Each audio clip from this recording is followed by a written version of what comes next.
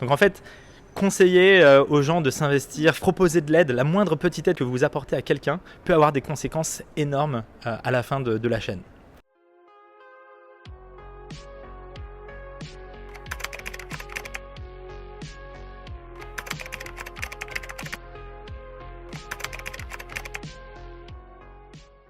Qui es-tu, Santiago? Je suis Santiago Lefebvre, je suis français d'une mère espagnole, d'où les noms très bizarres, Santiago et Lefebvre, ça va rarement ensemble. Tu as créé Change Now. Est-ce que tu peux en parler? Bien sûr. Alors, Change Now, c'est venu d'une idée toute simple, qui était que moi, au fond de moi, je voulais être entrepreneur. Et en même temps, je ne savais pas trop dans quoi je me cherchais. Et puis là, j'ai commencé à voir certains entrepreneurs de l'impact. Il y avait Boyan Slat avec Ocean Cleanup pour dépolluer les océans. Et Joséphine Goub sur les réfugiés. Je me dis, mais ça, c'est le genre d'entrepreneur que je veux être. Et en même temps, à cette époque-là, personne ne savait dans l'impact où trouver son financement, où trouver les incubateurs.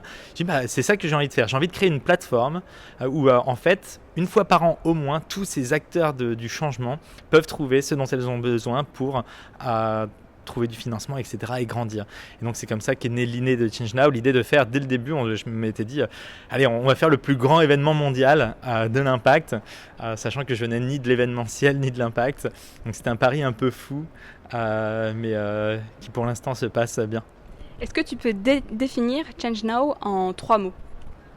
Action, humanité et espoir. Wow. Qu'est-ce qui t'a ouvert particulièrement l'esprit sur le secteur de l'engagement et de vouloir changer le monde?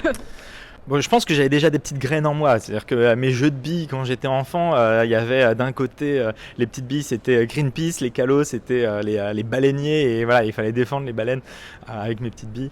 Donc je pense que j'avais déjà ça. Mais je viens en fait d'une famille qui était très pauvre, dans un petit village. Et mon but principal finalement pendant longtemps a été de m'en sortir et de progresser dans la société. Et donc j'ai mis un peu ça de côté et j'ai fait mes études, école de commerce. Je suis allé en banque, j'ai commencé en banque. Puis après j'ai créé une première boîte dans le digital. Et les 2 premières expériences n'ont pas bien marché. J'ai terminé mais vraiment... pour moi, je l'ai vécu, alors même avec le recul, c'est pas forcément ça, mais je l'ai vécu comme des échecs. Et j'ai eu la chance de faire un MBA, donc c'est retourner faire des études, qui était une année pendant laquelle j'ai pu réfléchir à tout ce qui s'est passé.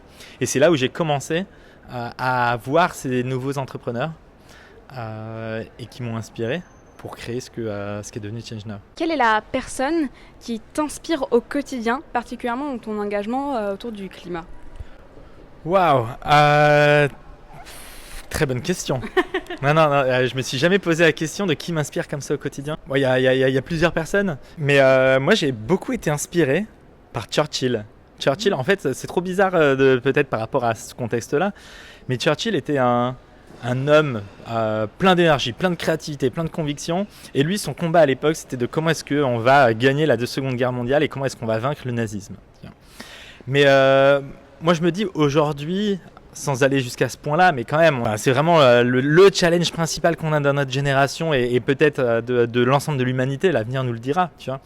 Mais pareil, il y a besoin d'avoir cette énergie-là, cette créativité-là, de mettre tout en marche pour qu'on puisse surmonter ce grand enjeu qu'est le changement climatique. Et même plus que ça, c'est l'extinction de la biodiversité, c'est comment est-ce qu'on garde le lien humain, comment est-ce qu'on crée de la paix. En fait, on a besoin de tout ça en même temps. Et je trouve qu'une personnalité comme lui était inspirante par rapport à ce on va jamais lâcher, on va continuer à faire les choses bien comme il faut et aller jusqu'au bout. Quel serait ton plus grand rêve ou ton plus grand objectif, selon comment tu le vois, concernant particulièrement le climat et l'environnement? Climat et environnement, je te dirais sur l'environnement au sens large. Moi, il y a une métrique qui m'a toujours frappé, c'est le jour du dépassement. En fait, généralement, ça arrive, alors je ne l'ai plus en tête exactement, mais je crois que c'est fin juillet, parfois c'est début août. On rentre dans le jour du dépassement, c'est-à-dire que c'est le jour du dépassement, c'est-à-dire qu'on a consommé l'ensemble des ressources de la planète. Donc globalement, on consomme en France, et dans le monde même, 2 planètes par an. J'aimerais bien, de mon vivant, voir cette date reculer à nouveau. Et donc on commence à à consommer de moins en moins de matière, que l'économie circulaire se mette en place, qu'on soit beaucoup plus soucieux de notre gestion de l'environnement au global. Voilà. Et après, très clairement, sur le climat, il faut continuer à faire ce qu'on fait. L'objectif, il est clair, hein. C'est de réussir à être le plus proche possible du 1,5.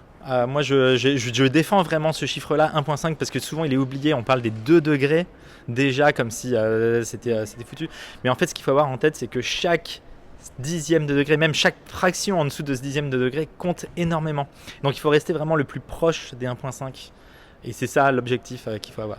Si tu dois mourir demain, de quoi tu serais le plus fier? Le plus fier, en vrai, c'est ma famille.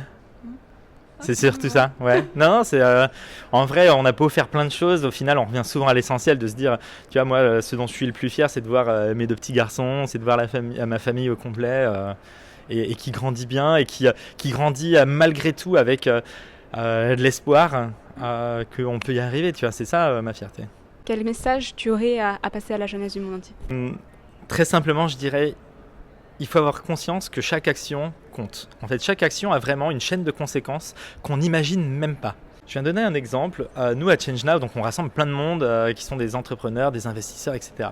Mais il y a un fonds d'investissement qui est dédié aux océans, qui aujourd'hui est le plus grand fonds d'investissement aux océans. Ses premiers millions, il les a trouvés en venant à Change Now en 2018.